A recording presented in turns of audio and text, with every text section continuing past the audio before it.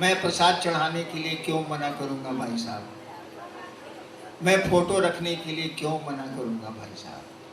मेरे घर में भी प्रसाद चढ़ता है, मेरे घर में भी फोटो है, और बाप की तस्वीर रखना, गुरु की तस्वीर रखना, लेकिन पूरा तस्वीर रखिए। आजकल ज्यादा मुड़कटवा महादेव का फोटो आप लोग रखते हैं, मुड़िए नहीं है साथ, पूरा महादेव को रखिए ना भाई फोटो, कोई दिक्कत नहीं है। दिक्कत कहाँ होती है कि गरीब आदमी देखता है तो सोचता है कि हमारे पास तो पैसा नहीं है, हम फोटो कहाँ से लाएंगे, प्रसादी कहाँ से लाएंगे। तो उसको समझा दीजिए कि इसकी जरूरत नहीं है, भाई साहब ने लगा दिया है तो मस्ती से प्रसादी खाओ जाओ।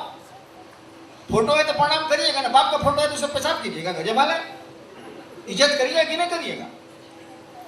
ये लोग जो फोटो लगा हुआ है और कहते हैं फोटो हटा, वो साले कमीना है। फोटो लगवाइए नहीं, लेकिन फोटो लगा हुआ है तो उसकी इज्जत नहीं करिएगा, गजब वाला है। और आप भीड़ में आरती मत करिए। बिहार में 2-3 जगह लोगों की साड़ी में आग लग गई है आरती के चलते, भीड़ में नहीं। अगर 5 आदमी कीजिए, 20 आदमी कीजिए आरती, कोनो दिक्कत नहीं है, लेकिन 200 आदमी में आरती कीजिएगा तो किसी की साड़ी जल जाएगी, कुछ घटनाएं हो गई। इसको सोच समझ के करना चाहिए। मैं क्यों रोकूंगा फोटो भैया, मैं प्रसाद क्यों नहीं रोकूंगा। हाँ, इलायची दाना चढ़ाइएगा तो कुन मुन आएंगे, हम बोलेंगे तो नहीं है, कुन मुन आएंगे। रसगुल्ला चढ़ाइएगा तो खुश होंगे, मिजाज मस्त हो गया। बाकी बोला साला बकर बकर, तो उससे काम मतलब, हमको रसगुल्ला खिलाई। और जहां तक रात में 8 बजे चर्चा को समाप्त कर देने की बात, अगर सुरक्षा ठीक है, अगर गुरु बन, ये क्यों नियम बना था? आप ही के बिहार के, आप ही का जो बॉर्डर है उसी इलाके में रात में 1 बजे महिलाएं जा रही थी चर्चा से, उनके साथ कुछ गुंडों ने बदमाशी की थी। उसके बाद से ये नियम बना है कि 8 बजे खत्म कर दीजिए, क्योंकि गुरु बहनें दूर दराज से आती हैं, उनको असुविधा हो जाती है, दिक्कत हो जाती है, इसलिए। लेकिन अब इस मोहल्ले के लोग बैठे हैं तो चर्चा करिए, कोई दिक्कत नहीं है। मैं भी करता था, जब शुरू में शिवसी से कम थे तो मेरी चर्चा खत्म होती थी 3 बजे, 3:30 बजे रात में। तो मैं क्या करता था, पहले तो सबको खिलाता था, पत्नी बनाती थी, खिलाती थी, 12-15-20 आदमी रहते ही थे, खिलाता था, और सबको गाड़ी में अपने बैठाता था। रात में तो ड्राइवर नहीं रहता था, अपने बैठा था। एक एक आदमी को उसके घर के दरवाजे छोड़ता था मैं, और तब 1 घंटे में गाड़ी से अपने लौट के डेरा आता था, तब आराम करता था। फिर 7 बजे सुबह से कचहरी, तो मैं खुद ही पहुंचाता था, अपने से चला के सबको घर घर पहुंचा, उतारता था मैं जीप से। अगर सुरक्षा ठीक है आप करिए, हमको क्या दिक्कत। लेकिन रोज 2 बजे रात तक झलपुट्टन कीजिएगा तो दूसरे दिन बच्चे को कौन देखेगा, उसके खाना कौन बनाएगा, आप ऑफिस दुकान कैसे करिएगा, सो बता दीजिए।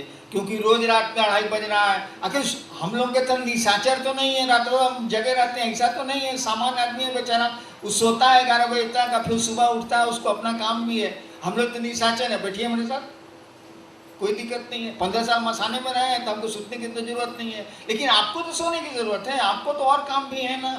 और एक दिन का रहे तो ठीक है। रात भर नाच देखता है लोग, देखता है ना, कहिए कि 20 दिन नाच देखो तो जाएगा साला। वो महीना 2 महीना में एगो नाच हो रहा, चल रहे देखल जाओ, चला गया नाच देखिस, भोरे आया, फिर सुधा दिन भर। लेकिन इस साल कितना दिन, साल में कोनो ब्याह हुआ होगा तबे ना नाच होगा साला, रोज रोज तो होना नहीं है, कोई कर भी नहीं सकता। नेक्स्ट जी, कंगन लगाकर मांस मछली खाएं या नहीं? क्या कहता है खाने को? क्या कह रहा है खाने को? हमने तो आज तक नहीं कहा कि खाइए।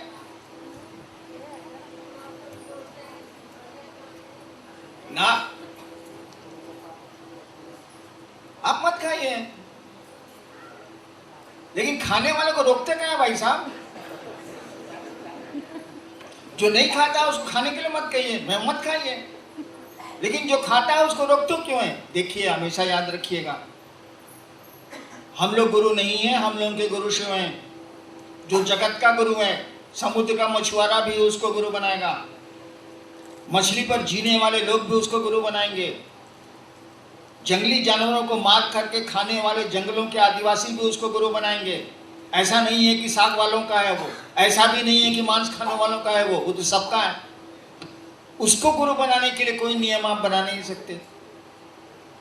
और वही नियम नहीं, ये खाने पीने का ही नियम नहीं। लोग कहता है ना, विश्वास हो तो आओ, श्रद्धा हो तो आओ, समर्पण हो तो आओ, ये भी नहीं कर सकते हैं हम लोग।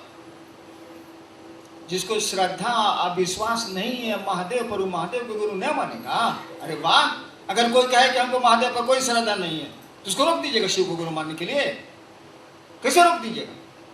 वो तो जगत गुरु है। आदमी जिस स्तर का है शिव को गुरु मान सकता है, वहां कोई वर्जना नहीं लगेगी। तो वर्जना का मानी पूछते हैं खाली खाना पीना, कि भावनात्मक वर्जनाएं भी वर्जनाएं हैं भाई साहब।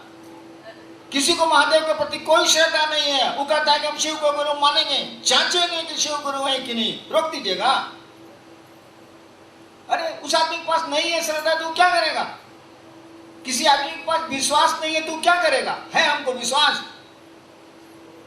अरे 2 मिनट के लिए मेहरारू दूसरे मर्द से बतियाने लगती है, साला मर्दवा का मुंह फूल जाता नहीं। जिसके साथ 30 साल रहे हैं उस पर आपको विश्वास नहीं है, महादेव पर विश्वास होगा? बोले भोली भाषा हम, होगा ही नहीं। अब कोई कहता हमको विश्वास नहीं, मुझको तो विश्वास नहीं था, महादेव को गुरु माने थे, तुमको नहीं था, लिखा हुआ शिष्यानुभूति में। बिना श्रद्धा विश्वास और समर्पण के भी शिव गुरु हो सकते हैं और शिष्य शिव हो सकता है। पढ़िए शिष्यानुभूति। वर्धना का माने पूछते हैं मांसा मछली खाना, वाह। अरे विश्वास नहीं है तब भी शिव गुरु होंगे, श्रद्धा नहीं है तब भी शिव गुरु होंगे, समर्पण नहीं है तब भी शिव गुरु होंगे, है तब भी ठीक है, नहीं है तब भी ठीक है। वहां तो कोई रोक ही नहीं है, ना भावनात्मक रोक है ना लौकिक कोई रोक है, सबको स्वतंत्रता है। अब आपका मन क्या करते हैं आप करिए। अब ब्लड प्रेशर के मरीज हैं, अंडा खा रहे, साले मरिएगा नहीं, डॉक्टर जो कहता है सो करिएगा ना भाई साहब।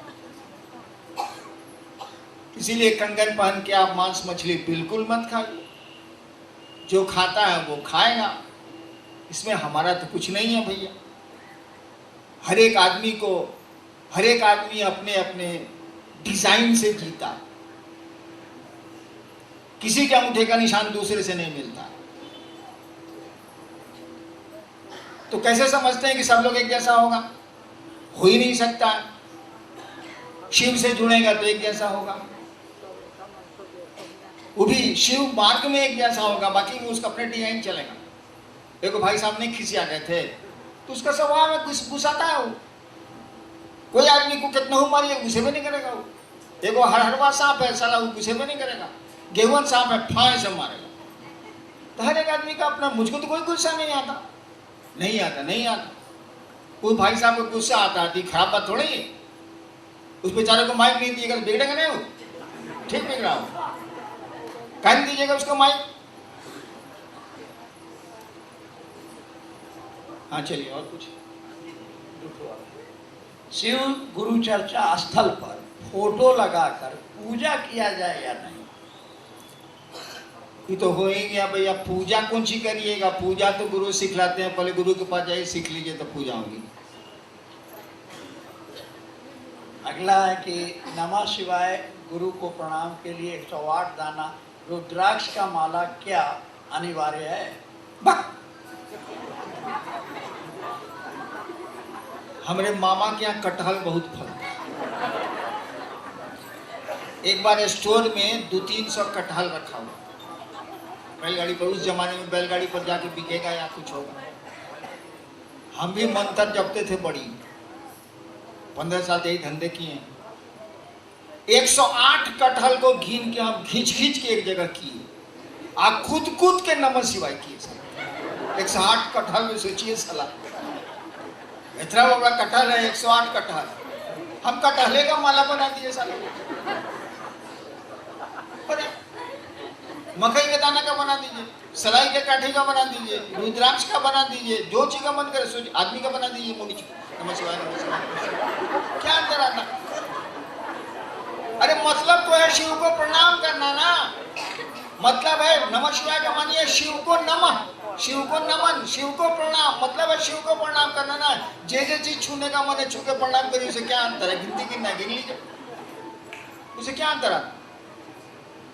लेकिन गिनती गिनने में अगर प्रणाम नहीं हुआ तो गिनती गिनना बेकार है, क्योंकि मकसद तो है उस शिव को अपना प्रणाम निवेदित करना, अपना प्रणाम करना।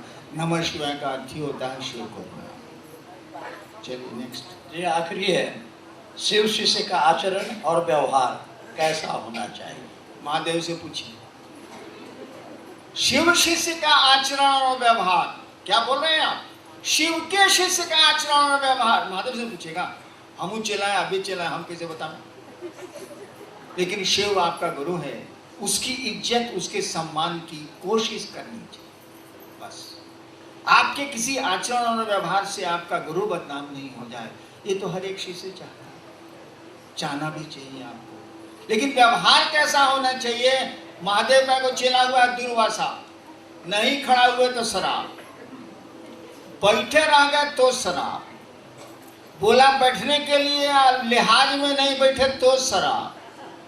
एगो चेला हुआ कि कहा कि हड्डी की जरूरत है, कौन सी वज्र बनाना है इंद्र जी को, किसको दधी ची ऊ दे दिया। अब कौन सी हम बतावे कि कौन सी होना चाहिए? महादेव का चेला का कोनो डिजाइन नहीं है। आप ही के मच्छंदरनाथ नेपाली साइड के थे, सुरा और सुंदरी दोनों उनको चाहिए। उन्हीं के चेला गोरखनाथ, गोरखनाथ तो नेपाल के थे ही, गोरखनाथ, जो उन्होंने कहा कि सुरा सुंदरी से हट के हमसे बात करो, छोड़ो हटो।